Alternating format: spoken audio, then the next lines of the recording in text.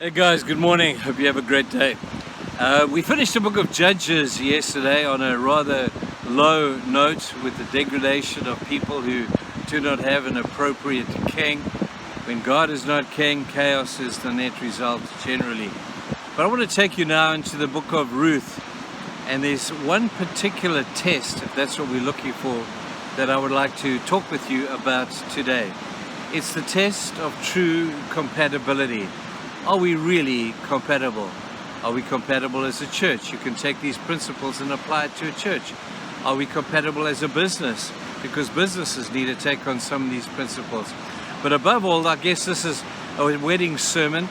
You use this passage, or I've used this passage a number of times at different weddings that I have done. And the story is a very simple one. I'd really urge you to go and read it. The context of the story, it happens during the brokenness of the time of the judges, which was that really sad period of time.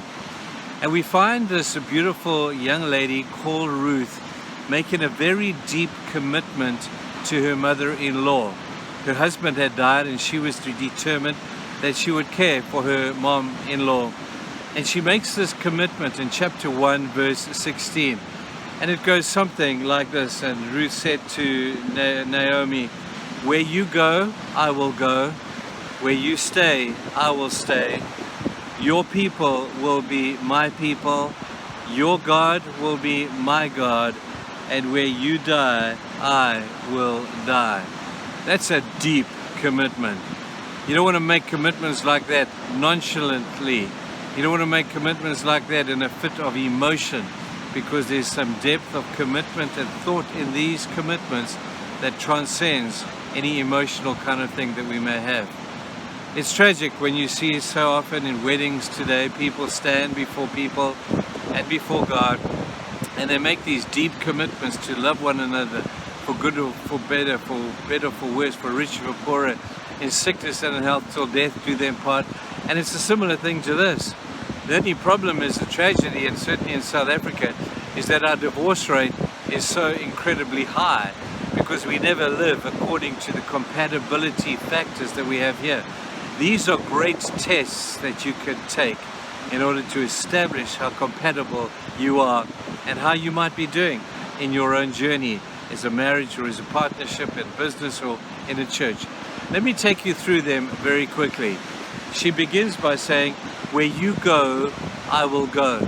You see, there's a commonality of direction here, because too often people get married and they go in different directions, and yet they are still married. They think that because we are married, we're going in the same direction.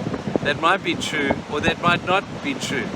He says, "I want to go alone." She says, "I want to go alone." They get married and they go alone together. You say that's logically impossible. I say it's not. I see it all the time, don't you? He comes into the marriage with his dreams, his visions, his goals. She comes into the marriage with her dreams, her vision, her goals, and never the twain meet. They go in opposite directions together. Compatibility of going in the same direction, of two oxen pulling the plow.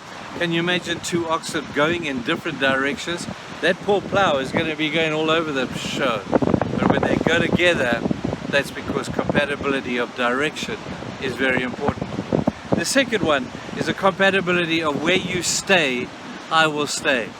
This, I think, is a compatibility of sharing the same values, the same principles for life.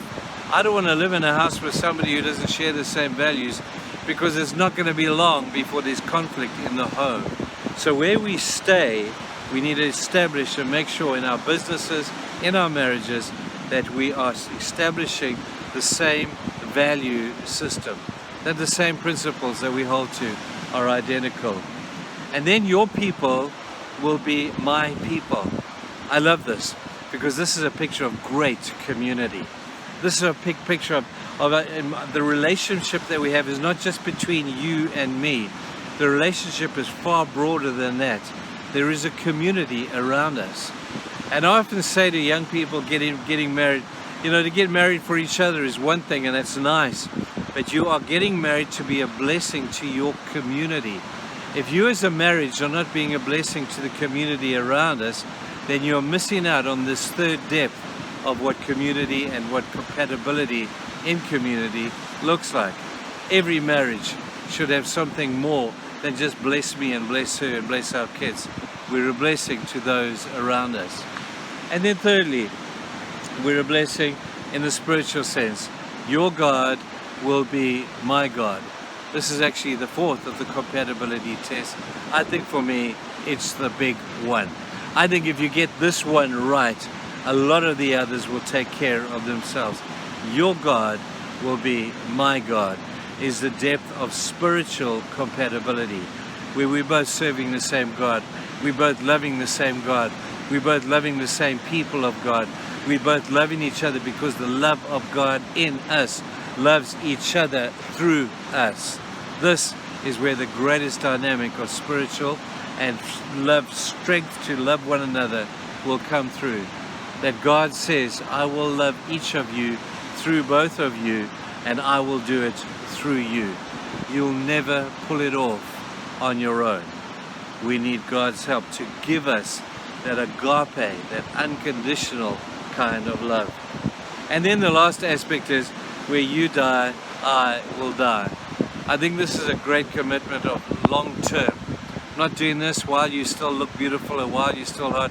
I'm doing this even when we're in old age and we're decrepit and we're able to look at each other with distinct love in our eyes and say, I still love you, even though physically we may not be the same as we once were, even though emotionally we may not be as strong as we once were. Our commitment is to the very end. Well, even if you have failed in this area, I love the fact that we love people who have gone through this and never done well in it for one reason or maybe another. But even in the magnitude and the despair of the lives that we live, in the brokenness of who we are broken people and we don't always get this right. Just remember that there is a God who loves you just like this. A God who loves you right through to the end and right through to the point of his own death upon the cross. That's love, people, and that's the test of compatibility. Take note, once you go back and look on this devotion again, write those things down, ponder each one of them, and I really hope and pray that your compatibility, whether it be in family or friends or in marriages or in business or in church, would be accentuated as a result of this devotion. I really hope so. Anyway, you guys go and have a great day, and we'll see you again tomorrow. Thanks for joining us. Bye.